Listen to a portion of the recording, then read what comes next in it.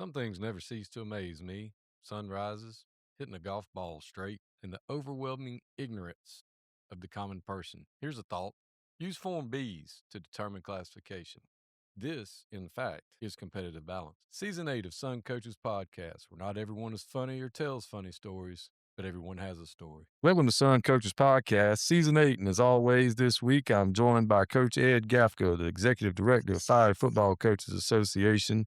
He was of Georgia, and has expanded his network. I'm so glad to have him on. Coach, thanks for being on with me. As always, it's best part of the week, and looking forward to diving into it. Well, Coach, we've had some jobs get filled. It's starting to wind down. Things have slowed down with the job market, and we've had jobs filled, and some of those guys that then leaving opened up other jobs, and be interesting. There's some good decisions made, I think. Ashley Henderson at East Jackson from Monticello will do a good job. Jasper County, Monticello, so that opens it up. Surely, my name's not Shirley. They'll stay on staff. Bentley County is open, another one that should stay on staff, but they're going to open it up, which I've never really understood that. It wastes a lot of people's time. Greene County is down to 2 finalists, and I'm good friends with Coach Simpson, and I'm not going to pick on him. I told him that we were not going to make fun of him because he needs a job. That screw job he got at Warren County. So we get it with Coach Simpson. He has to have a job. But that means we know that he and Coach, Humphreys have made we saw the pictures of them presenting to the community and the town hall meeting style of doing it, which is a different take on doing it. And of course, we think it's funny and different, but you know what? It may be the way of the future. Who knows? But Coach, what do you think? What are your thoughts on the jobs that were filled, the jobs that remain open, and who's going where? Yeah, and like you said, like Coach Henderson said at East Jackson, one thing that I've kind of learned over the last probably 24 hours is seems to be some overwhelming pressure from members of that board to open it up and at least go through that process, even though they do have a couple guys on staff, to my knowledge, that are more than qualified. This is where I have the biggest issue when you open something up and then you end up hiring the guy on staff, right? It becomes an issue because that's a lot of wasted time. That's a lot of stuck in limbo for the kids, for the coaches. And, if you're going to open it up, you know, why go through that process and waste people's time, yours and theirs? So if it's truly opened up, I would expect that, that I've gotten flooded with a lot of people that, I think it's a good job. I think it's a really good opportunity for a first time, been a first time head coach at a program and is looking to kind of take that next step. I think they've got a chance to be pretty good for the next 2 years at least. The coverage not there, and I expect them to have a really good opportunity to you know, propel their career a little bit. I've heard great things about the superintendent, so I'm excited about that piece. But I think for the most part, we're gonna have a lot of cooks in the kitchen. It appears. So my hope is that we can clear that piece up. Sooner rather than later. Now, I do know Lovejoy did announce their hire of Coach Jabari Wilder. Everybody I've talked to, it's a great dude, great opportunity for him. So kudos to him headed over to Lovejoy. Like you said, Greene County is cycling that thing down, and search for Alatoona has finally winded down. Thank God they were able to navigate it and hire the safeties coach from Carrollton and convinced him to take the job. Like I said, 90 days is half a school year. It took them half a school year to pick a head football coach in Cobb County. There is not many things that I can compare that to, aside from just, if you're a history guy, it's like the Articles of Confederation. The thought was there, right? The intent was there, but the follow through and the execution was poor. That's Alatoona. That's them. They had good thoughts at times, and there was definitely an attempt made, but it missed the mark. and that's Alatoona and their leadership. I wish Coach nothing but the best, and hopefully he's able to come in there and shake the trees and get stuff turned around for the better because those kids deserve it and the community deserves it. Outside of that, I know Montgomery County also is hiring a local guy who has local ties, getting the offense coordinator from West Lawrence, Coach Jay. He's going to be welcome with open arms there. Charleston is also going to be starting to interview next week. There are, golly, I want to say, or I think maybe Thursday, Friday of this week, and also next week. They've already got about 4 or 5 guys that have confirmed with me that they're interviewing, and honestly, all of them are ones that I think would do a just a really good job.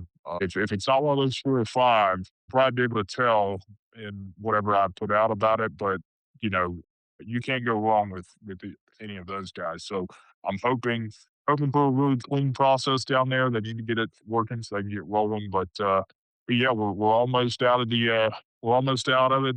The welfare school is still doing their thing, so God bless them. But they do have people coming on campus for campus visits this week. We'll see if somebody's lucky enough to get the offer before they leave. If I'm them, I definitely try to push for that because God Almighty, I don't know when you're going to hear back from them if you do leave that campus. Good luck. Yeah, that's all I got on jobs. So yeah, the Alatoona situation, I really pulling for coach. I hope he does. I'm sure he'll do a great job. Anything that we say about Alatoona has zero reflection on the choice, on who the coach is and the coach coming in, nothing like that. But talked to a good buddy of mine that was probably one of the early on favorites going in. I was told by other people, not just him, but the as you have stated several times, the entire way that the leadership has handled that situation and what you're going to be dealing with from a leadership standpoint is abysmal. Not his words, my words. Just god awful, terrible. Wouldn't wish it upon people I don't like. So it'll be interesting to see how long our guy is able to stay put there. Montgomery County has always been a great place for somebody to go cut their teeth. I think that's a great opportunity, good choice there. I talked to someone today actually that was supposed to be interviewing at Charlton, and the more he's investigated it, the more I believe he's not interested. I think he may withdraw his name from consideration just because of who he's heard is probably heading over there through the coaching trees, through the coaching network, knowing that that's not the greatest situation on earth to deal with. Again, from a leadership standpoint, and living in Folkestone is you're going to have to really want to live in a place like that. It's different, not bad. It's different. If you're used to having modern conveniences and places to eat and stuff like that, probably not the place for you. You're gonna have to drive to Jacksonville or, over to, you know, the Camden County area and so, St. Mary's, find you something to eat. But, it is the house that Coach McCordy built and can be done. And hopefully they get that sorted out. Well, hell, coach, it's not like it's the southwest part of the state. I mean, Bainbridge ain't got anything, and their biggest loss is they quote unquote are close to Tallahassee, I guess. I mean, and nobody really needs to ever brag about that. So, I mean, Folkestone is, at least on the right side of the state and gets a sea breeze. Bainbridge doesn't even get that. So, just standing up for the little folks down in southeast Georgia. Oh, no, I have no problem whatsoever with the fine folks down there. I was just pointing out that, they're as I was told years and years ago by legendary Hall of Fame coach Milt Muller, there are no utopias. There just aren't. And everybody's got their issues, everybody's got their problems, and it's how much suck can you deal with. And embrace the suck is one of the college coaches said. Players need to do. Well, we need to do as well as coaches. So that pretty much wraps up the job issues for the past week. We had Super Bowl last week. I didn't watch it. I didn't care to watch it. It had nothing to do with the halftime show. It had nothing to do with the teams that were in it. I don't watch the NFL. I just don't. I don't have any.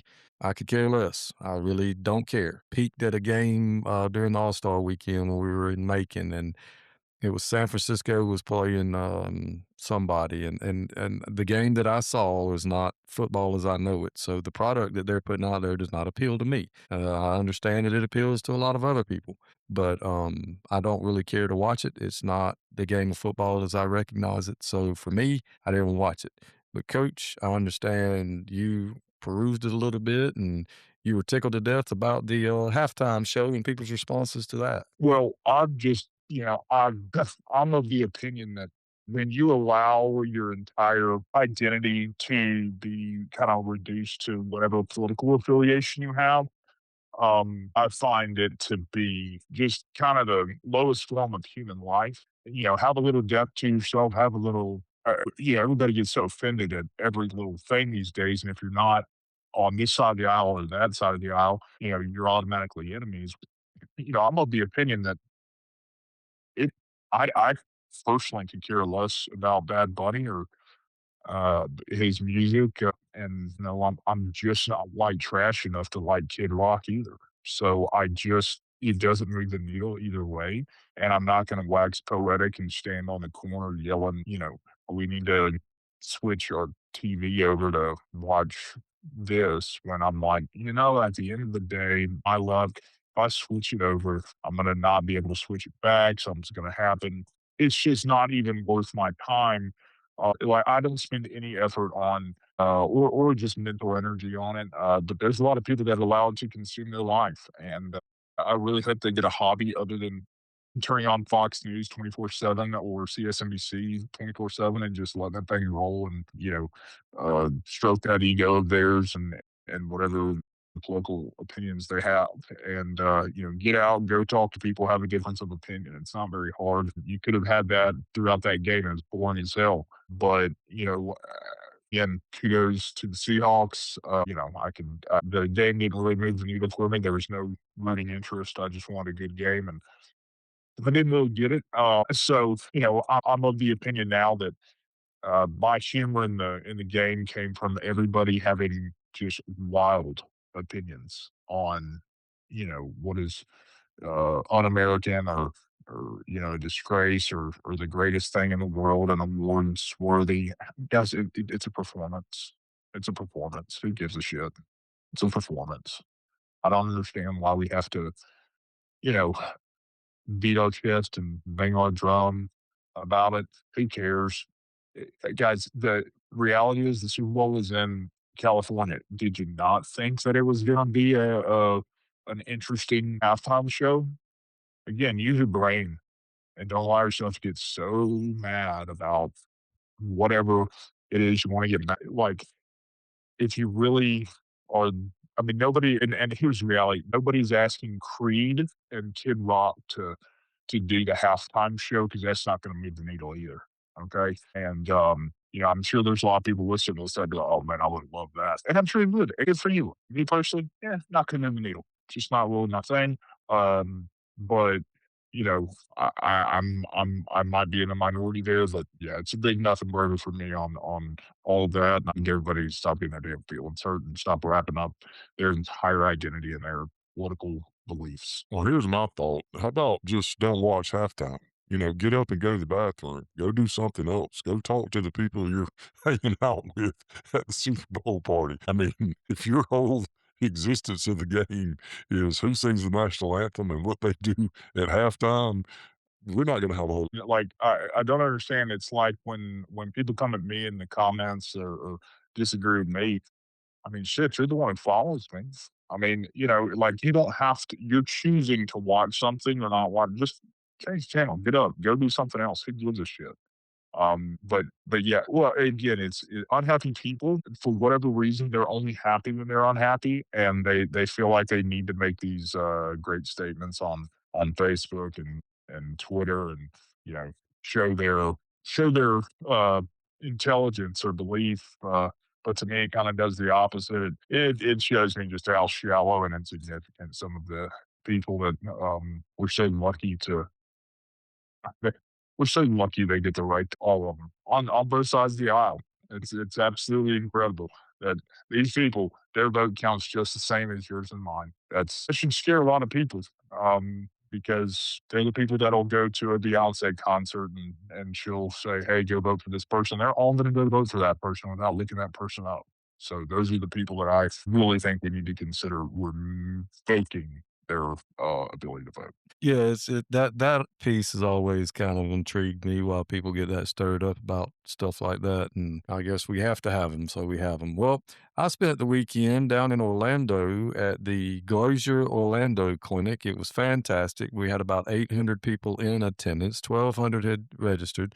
I guess that was through the Glacier package deal where you can say, "Yeah, we're going," and, I don't know how many guys showed up down there and just stayed in their rooms or wandered around Orlando, but that happens at clinics too. Well, there were 800 coaches there, and it was cool, and I got to hang out with some of the exhibit folks as I was the liaison between Glacier and the exhibitors, and met some great people down there. Some of the businesses that I ran into, there was one, Snack, that does, interactive AI software for game planning, which were very cool.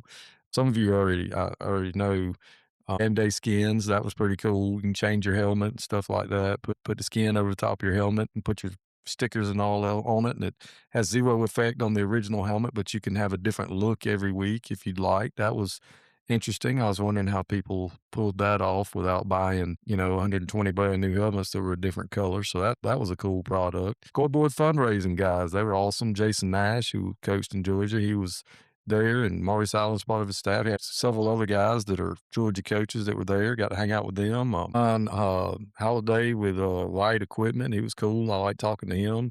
Orange Beach, Alabama. He was a really cool guy. Met some good people and good folks and networked. Tyler James, the CEO of Influxer, that was a fascinating company that he is involved in NIL space. Trying to get these guys on to share their products with us in some episodes because I just think that it was just neat. I mean, to me, there were some guys that spoke and things that topics that were discussed that I would have loved to have been able to sit in. I introduced a coach from Maryland, and he was talking about one word tempo RPO game, and I would have loved to have spent 3 hours sitting there listening to him. His 3 sessions talking about that was great. Coach Roger Holmes from Dublin was down there as a speaker all 3 days. So people got their wing tee fix in if that tickled your fancy. Had Coach Micah Hughes was there, great guy from Mount Bethel's, good dude. He was there, spoke. And trying to think some other Georgia guys. Whitfield Academy was in the house. They had some guys there. It was just a good clinic, I guess. I mean, it was different working it for Glazier than other companies I've worked for in the past at clinics. Very organized, very mainstream, streamlined. Everything's, set up for you, and it's almost dummy proof, which is good for me. It was Coach Lamb proof in a lot of ways. Met a lot of new people and good people, and that's what I like out of the clinic. I don't really, there was another guy that was talking about the screen game. He was from Texas, Coach Clancy, and I would love to have sat in on his presentation as well. But when you're working, you don't get to do that. So that was kind of a bummer a little bit, but it was an interesting trip, and it was cool down in Orlando. And the one thing that really was interesting is we were staying at the Rosa Center Convention Center, and they were having some kind of world championship cheer dance team, super national, whatever. So there were about 2,000 of those little girls running around painted up and with their outfits on, and the mamas and daddies and all fired up about Spirit Fingers and dance team and that kind of thing. So I was hoping for 3 days of getting away from noise and loudness, and that didn't happen because as soon as you walked in the door, they were everywhere. But that was cool, neat to see that they had that going on, and made me very thankful to the baby Jesus in the swaddling clothes that I have a son, and I've never had to experience any of that or deal with that. Not that I wouldn't. I'd support my baby girl to the hilt, like one man I saw with a green afro on, in the colors of his little girl's teams, and I thought that was awesome. That was great. It just kind of shocks you a little bit when you see it, and I heard the next morning when I got up to go get my coffee at 7 o'clock in the morning, Mama's on the phone raising Cain about the judges and the coaches and things like that. So it's not just high school football and baseball coaches, but apparently the dance team mamas and cheer mamas will get fired up just like everybody else. So That was my trip to Orlando. It was fun. I met a lot of great people, saw a lot of great people, and can't wait for a couple of weeks when they roll up into Atlanta. I'll be there for that one too.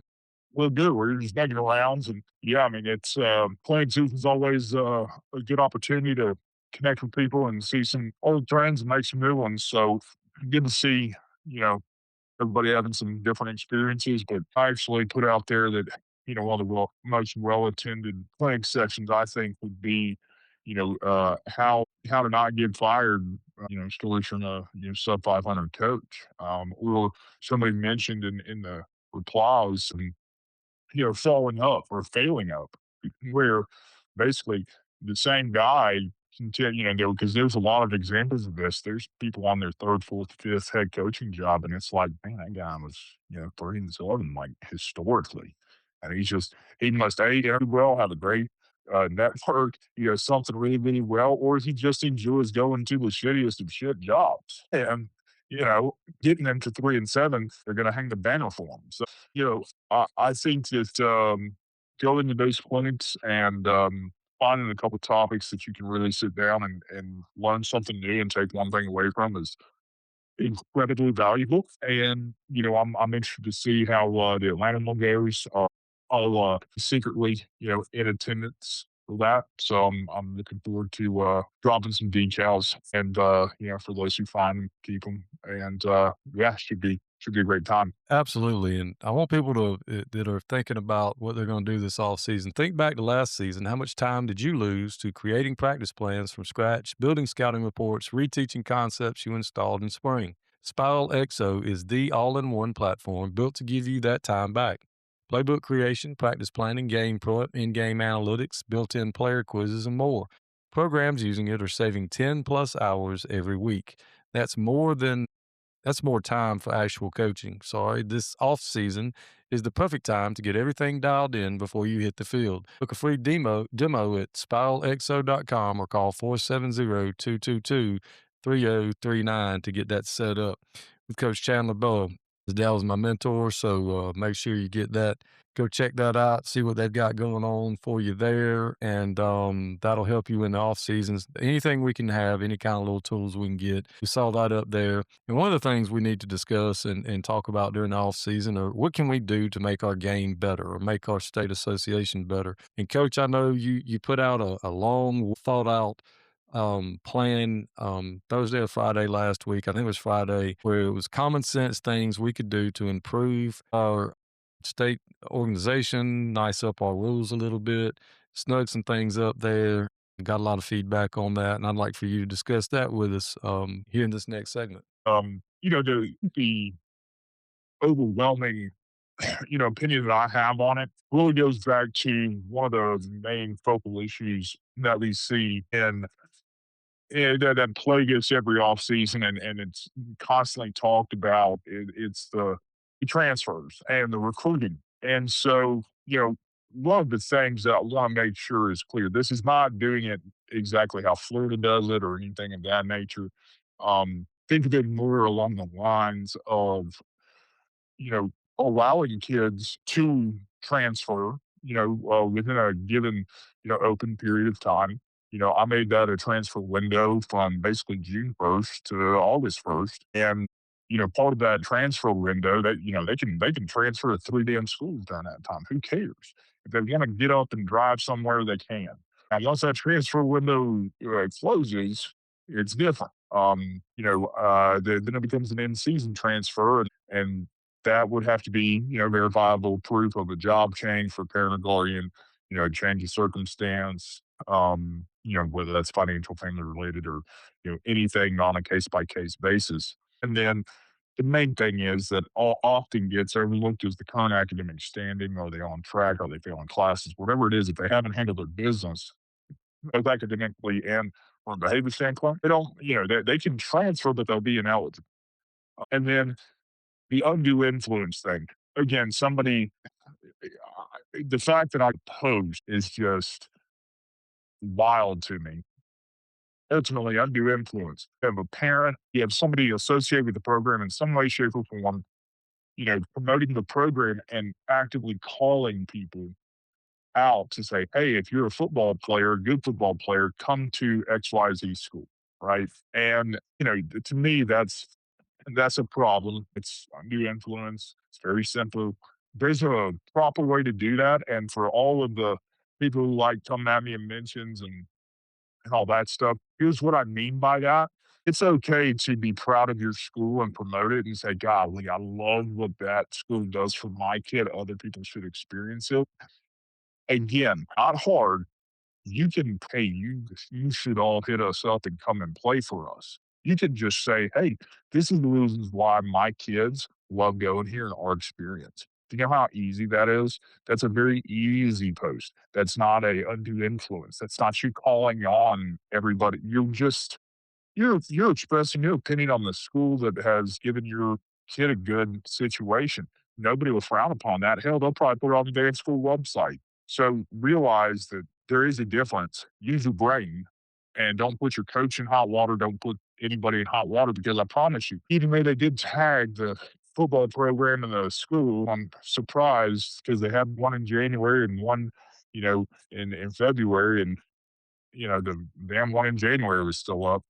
I just that stuff is ridiculous. But in regards to the enforcement of it all, we do this thing right now at the GHSA where all of the punishment, for the most part, goes on the kid, which again, I think the GHSA needs a side of what it's all for, which is for the kids. It is for giving them, the opportunity to play these sports. They are not adults, do not control decisions adults make. The adults have to make the decision to break the rules. And to me, these are the people that should get the heavy fines. They should get, they should have fines, levies, suspensions, layoff stuff taken into account. To me, you would get a lot more. You're still going to have people try to break the rules, but now instead of having 100 different ways to skin a cat with the rule enforcement that we have where again, not for nothing, there just seems to be too much to enforce and too little care from people, you know, at the GHSA to actually track down some of this. If you were to do it this way, you're now in a position to crack down on it because you have very simple guidelines that people need to be made aware of. I do understand somebody brought up an FTE concern there. Are we held bent that the FTE has to be counted at a certain time? When can the FTE? I mean, again, we can move the goalpost where we need to with that FTE, wherever makes sense. But ultimately, you take that into consideration when it comes to that transfer window because now you have a multiplier. Now you have a bunch of different things that can factor into it. Again, be a professional, be an adult, be a educated individual, and understand that there are ways to do it.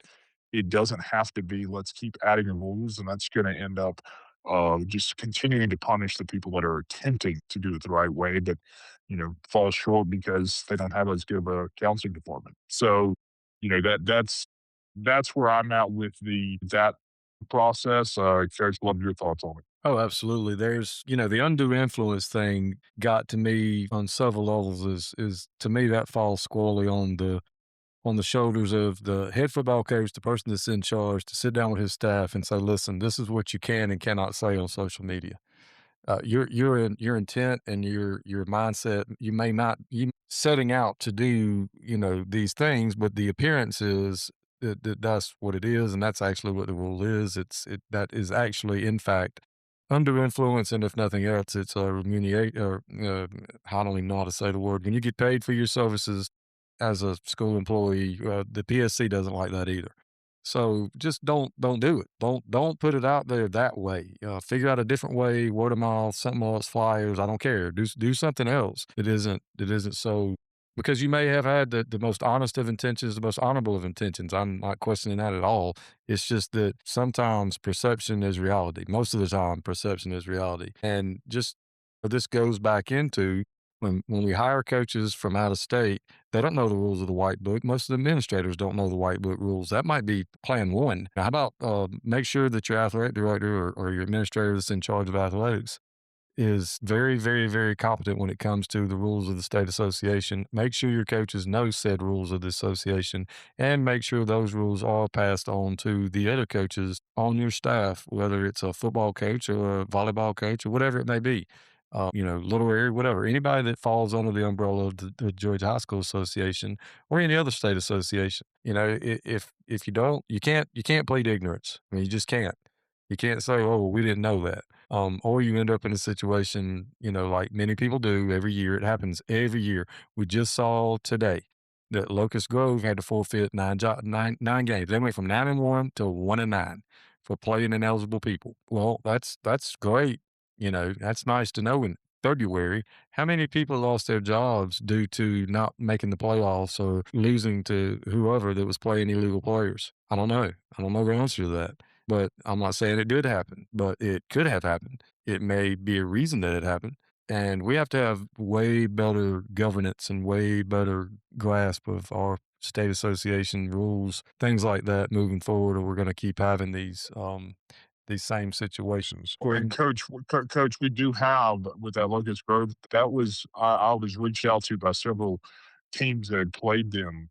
After I had posted that today, and they were told, they turned it in. All of those teams turned that in to the GHSA between the end of September and October. So that's how long this took, which ended up costing region standings, region rankings, playoff seeding, and ultimately some people's jobs and just some different odds and ends. I mean, again, playing one kid Gainesville had the kid that traveled that we already talked about, that transfer. Yeah, this is different. The report I got was it was 8 to 10 kids that had followed a coach over there. Okay. Um, Anybody with a brain knows that you can't do that. And it's almost like you're just playing with fire, right? Like you're asking to be penalized. And I hope doing 9-2 is worth it, but you know, it's all for nothing. And now it's just you get that scarlet letter of, well, you're clearly somebody who went against the rules. I mean, that's what it is. You went against the rules. You thought that, I mean, I don't know what you thought. I don't. And I'm not going to pretend to know. I just know that you hire a guy to come in as a coordinator and he brings some kids with him. I don't know. It might throw up a red flag. One would think, but one would also think that grown men could figure it out, and do the right thing. And speaking of figuring it out, your last little piece, I'd like the last little segment that we talk about today is your piece you released today, which I read and thought it was fantastic. And it was duties to be assigned, other duties to be assigned that has always shown up in the bottom of our contracts. It says, you're expected to do the aforementioned as well as any other duties to be assigned. And there are a lot of things that schools and administration like to throw into the other duties to be assigned hot basket for coaches that most people don't understand that could it goes anywhere from cleaning up your area to taking up tickets on when you don't even coach a spring sport but you're responsible for going and doing the gate, and that's just something that's always been expected of people. And as people change and times change, they may not be aware of other duties to be assigned. And coach, I thought you did a great job of touching on that. Well, I think, it was brought to my attention through several string of DMs I got from different people across the state asking me about different policies I had heard with when it comes to coaches who have a CDL and they drive, right? And I had several conversations with people in leadership, roles, whether retired or actively doing it, about their specific policies that they've been a part of at their schools and schools that they have been to. And like I assumed, they were all radically different. And but each one of them, funny enough, mentioned the other assigned duties part of that contract, right? And I've had that conversation where, I think it is such a when you're a teacher or an educator, you do have a certain genetic makeup, in my opinion, of wanting to do right by kids and not have anything. You're willing to do more with less than anybody else that's walking this earth. You're okay sacrificing certain things at times that other people wouldn't, um, because they know that time is money, and they know that your time is money. But as educators and as teachers, we have always been asked, to basically do actually agreed upon. The funny thing about contracts is, a lot of times contracts are negotiable, and the higher up you get in education, they are. We talked about leverage before. Yeah, some coaches have leverage in their contracts to be able to get XYZ for pay, a truck. We've had coaches get their houses paid off, to have somebody pay for a house or at least find them housing. 12-month contracts, 11-month contracts, contracts for assistants, that kind of different audit, that's leverage. And those are contract negotiations. When you get to be an assistant superintendent or superintendent, your contract is negotiated with the Board of Education, simply the superintendent. So those are negotiated contracts. As for all of us bottom dwellers that would have 100% been the first people to die on the Titanic because they're not going to get us to the lifeboats, and we're going to be sitting there like in a movie with our kids reading the book while the room's flooding. We are going to sit here and just take what we can get based on the pay scale that we're allotted. We don't have a say in that, and we don't have a say in other duties. So not only the contract is null and void in my opinion. It's not a contract. It's just a it's a it's a it's a it's an agreement that they're going to pay you this amount. You disagree with it or not, take it or leave it. And as for the other assigned duties, well, whenever you those other assigned duties, more times than not, you're going to be met with a guilt trip. You're going to be met with your typical sayings of you know remember your why, and you don't do this for the pay. Well, shit, guys, still got to make a living. Okay. I understand as principals and admins, they have busy days, I assume, but have they spent their entire day running around, teaching kids and doing that? No, they have not. They haven't. And ultimately, uh, more times than not, those admins are back at their house before us coaches are. They want to talk about hours worked. I put our hours up against any admin that's in any building across the state. And ultimately, we're still asked to do more. There are people who recognize that, and there are people who try to adequately pay, for that time, whatever it is. And understand this, I'm not advocating that, you should be paid for every little odd and end, right? I understand there's a budget in education, and you have to do what you can within that budget. There's these amazing little things called fundraisers, and there's amazing little things called, uh, you know, uh, budget plans, 5-year plans, 10-year plans that you can attempt to allocate certain funds. I also believe that if you're going to request somebody get a CDL, you pay for it. If you're going to do certain things, you should actually attempt to help them and get that license, get whatever you're asking them to do, the certification, pay for their gas going to and from some of this shit you're requiring them to do. That's non-negotiable to me. And that's professional. In any other industry, that's the standard. You get gas, reimbursed for a lot of different things. Ultimately, you're treated for some unpaid labor a lot of times. And, yeah, if a coach sits down and calculates their hourly pay during the season, it's a super depressing number. There's no doubt about it. And ultimately, we're still at every single thing that the 8 to 3 science teacher is at. And yet, we're the ones that can't have anything additional because we don't want to offend the science teacher. I mean, again, not to kill the science teaching profession here or any of the other ones that, and they all do a great job, but I mean, nobody's coming watching a sold out crowd for you to do a science experiment. I mean, they're just not. It doesn't move the needle. It doesn't add any money. We actually add money to the school system. We do a lot to provide, every, high tide, raises all ships here. And the reality is the football program is the front porch of the house. And ultimately, when your coaches are paid well, when your program is a focal point of pride and it looks good, guess what? It attracts people. There's no undue influence with that. It attracts people because they can tell by the care and the attention. Well, listen, they obviously care about their athletics. Athletics then feeds the beast, and everything works in unison. If you have one thing that's excellent and everything else sucks, it shows within all aspects of your school. So, I think the other assigned duties is a cop out. I think that if you really want to define certain things and give people roles and responsibilities, do it. But the expectation that you have to go and write it out in the contract if you want them to supervise prom and homecoming. Don't expect it. Write it out. Because again, am I getting paid for that extra time? Now, we've all had our fair share of prom and homecoming chaperoning duties.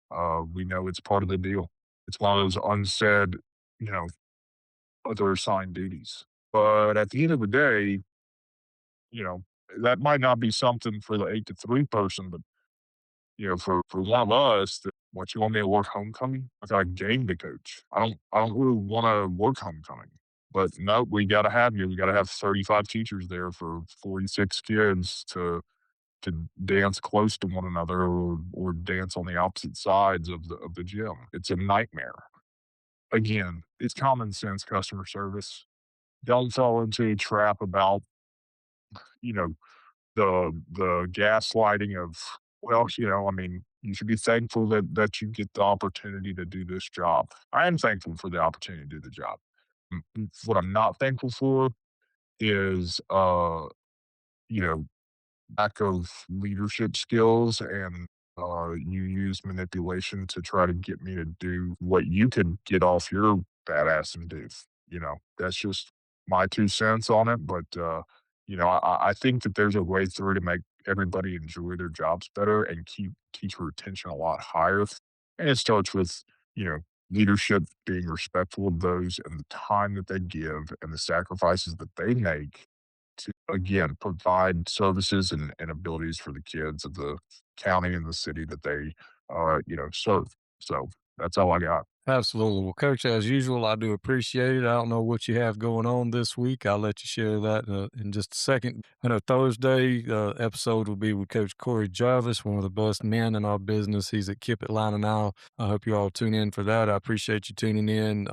As always, for me and Coach Ed, as we talk about the events of the week in Georgia high school athletics. Coach, what you got going on this week? So we'll have one more long form article, you know, uh, uh, by the end of this week.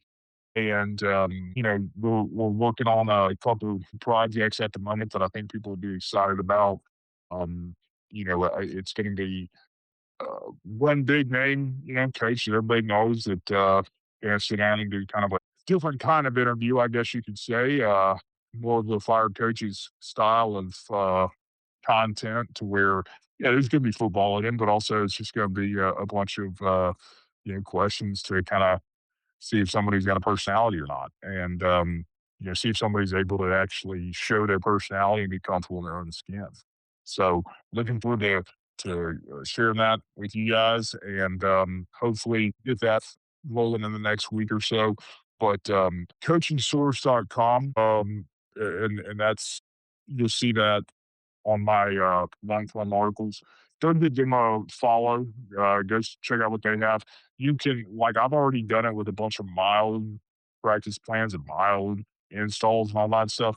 You go upload, stuff to there, and you can literally go in there. Think of it as that teaching site where you can go and get all the other teachers' hard work when you forget to print out a lesson plan, right? Like, I mean, it's basically that, but for coaches, and really good resource. They're really good dudes who are just football coaches who were trying to help football coaches. Between that and then match up USA, obviously, they're growing. They're now over 300 schools, and they've got every single school available. So hit them up as well, and looking forward to looking forward to continuing on this process and Coach, looking forward to seeing what you put out over the next week as well. You got some really good, interesting guys coming down the pipe. So be sure y'all hit the hit the download, like, subscribe, and give a rating, and that definitely helps Coach and I to be able to do this with you guys. Absolutely. And as always, we appreciate you guys listening in. If there's anybody you'd like to hear, if there's anybody you'd like us to reach out to,